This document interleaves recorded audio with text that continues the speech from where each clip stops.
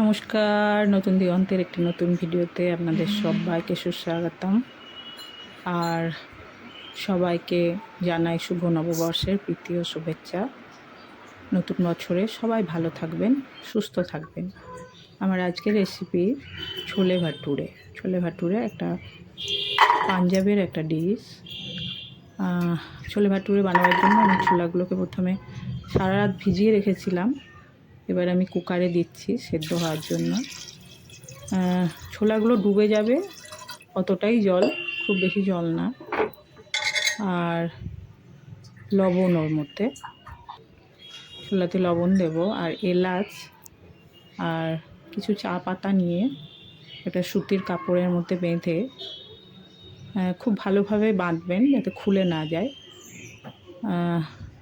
আমি বেঁধে কুকারটাতে দিয়ে দেবো। কুকারের ওই ছোলার জলে দিয়ে আমি এবার কুকারটা বন্ধ করে দেব। আর আমি এখানে একটা সিটি ফেলবো, সারা রাত যেহেতু ভিজেছে একটা সিটিতে যথেষ্ট ভালো হবে।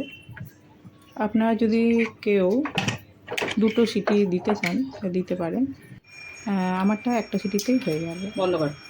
আমি এখানে 2 কাপ সুজি নেব ভাটুরেটা বানাবার জন্য।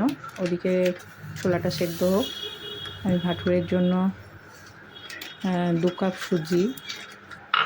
2 কাপ সুজি হলে এখানে 1 কাপ দই লাগবে। নুনটা দিয়ে দিলাম। 2 কাপ সুজি দিলে এখানে কিন্তু 1 কাপ দই লাগবে। কিন্তু আমার এখানে বাড়িতে দুধের বানানো দই, ওই জন্য আমি গ্লাসে ঢেলে নিয়েছি। দইটা একটু পাতলা হয়েছে, ওই জন্য আমি চামচে করে দিয়ে দইটা সুজির সাথে মেখে নিচ্ছি। সুজিটার সঙ্গে মেখে নেওয়ার পরে আমি 2-3 মিনিট সুজিটাকে ফার্মেন্টেশনে রেখে দেবো। আমি সুজিটার সঙ্গে প্রথমে নুন দিয়েছি, এখন ছোটো চামচের 1 চামচ খাওয়া সোডা ওতে দিয়ে দিলাম। দিয়ে সুজিটাকে খুব ভালো করে মেখে আমি কিছুক্ষণ সুজিটাকে ফার্মেন্টেশনে রাখবো, 2 থেকে 3 মিনিট। তাহলে আমাদের সুজিটা আর দইটা একসঙ্গে ফুলে ফেঁপে যাবে। আমি এবার মশলাটা রেডি করছি ছোলাটা কষাবার জন্য। আমার ছোলা সেদ্ধ হয়ে গেছে।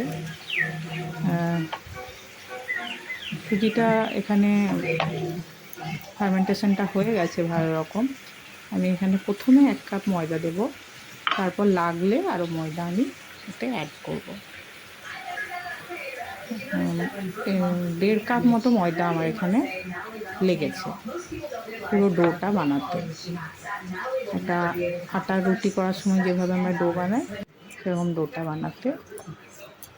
এটাকে আমি এখন রেস্টে রেখে দেবো, ততক্ষণ আমি ছোলার যে মশলাটা ওটা কষিয়ে নেব। এটা এখন রেস্টে থাক বেশ খানিক্ষণ, যতক্ষণ না ছোলাটা আমার পুরো রেডি হচ্ছে। আমি পেঁয়াজ দিয়ে দিয়েছি প্রথমে তেলে, এলাচ, গোটা জিরে আর শুকনো লঙ্কা ফোড়ন দিয়েছিলাম। তার মধ্যে পেঁয়াজ টমেটো দিয়ে আমি এখন পেঁয়াজ টমেটো এগুলো গলে যাওয়ার জন্য আমি একটু নুনও দিয়েছি। এবার পেঁয়াজ টমেটো একটু গললে আমি আদা রসুনের পেস্টটা ওর মধ্যে দিয়ে দেবো। আদা রসুনের পেস্টটা দিয়ে দেওয়ার পরে বেশ খানিকক্ষণ আবারও কষাতে হবে। খুব ভালো করে কষিয়ে নিতে হবে যাতে আদা রসুনের যে একটা কাঁচা গন্ধ রসুনের সেটা যেন না থাকে তরকারির মধ্যে। খুব ভালো করে আমি এটাকে কষিয়ে নিচ্ছি। এর মধ্যে আমি কোনো জিরে পাউডার বা ধনে পাউডার কিছু ইউজ করিনি। এখানে ছোলে মশলা মার্কেটে অ্যাভেলেবেল আছে, ছোলে মশলা আমি এখানে দিলাম। ছোলে মশলা বাড়িতেও বানানো যায়, কিন্তু আমরা যেহেতু অন্য প্রদেশের ডিশগুলো মাঝে মধ্যে বাড়িতে বানাই, ওই জন্য আমরা ছোট্ট পাউচ কিনে এনে ডিশটা বানিয়ে নিই। মশলাটা প্রায় কষা হয়ে গেছে।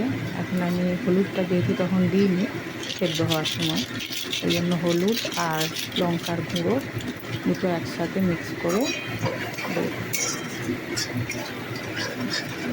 দুটো একসাথে মিক্স করে দিলে যে কালারটা ভীষণ সুন্দর আসে। আর ওই চা পাতার যে পুটুলিটা, এই পুটুলিটা আমি এবার উঠিয়ে নেবো, ওটার আর দরকার নেই। এবার ছোলাগুলোকে এই কষা মশলার মধ্যে আমি দিয়ে দেবো। ছোলাগুলোকে সমস্ত দিয়ে আমি মশলাটাকে বেশ খানিকক্ষণ ছোলার সাথে মশলা বা মশলার সাথে ছোলা দিয়ে কষিয়ে নিয়েছি। তারপরে জলটা দিলাম। জলটা দেওয়ার পরে আমি 4-5 মিনিট ফোটাবো। 5 মিনিট ফোটালেই আমার ছোলাটা রেডি হয়ে যাবে। এখানে আমি একটু গরম মশলা দিয়েছি, আপনারা চাইলে দিতেও পারেন, নাও পারেন, কেননা ছোলে মশলার একটা খুব সুন্দর ফ্লেভার আছে, ওই ফ্লেভারটা চলে আসে। আমি ছোলাটার মধ্যে একটা ফোড়ন দেবো। আমি 2 চামচ ঘি ফ্রাইং প্যানে দিয়েছি। 2 চামচ ঘি দিয়ে আদা কুচি, রসুন কুচি আর গোটা কাঁচা লঙ্কা রেখেছি আমি, কেননা অলরেডি আমার ছোলাটা প্রচণ্ড ঝাল হয়েছে। ঝাল আমি দিয়েছি, লঙ্কার গুঁড়ো, শুকনো লঙ্কার ফোড়ন, তাই আমার বাড়িতে খুব একটা ঝাল খাওয়ার একটা রেওয়াজ নেই। তাই আমি মোটামুটি ঝাল রাখার জন্য লঙ্কাগুলোকে গোটা রেখেছি। ফোড়নটা আমি ঢেলে দেবো।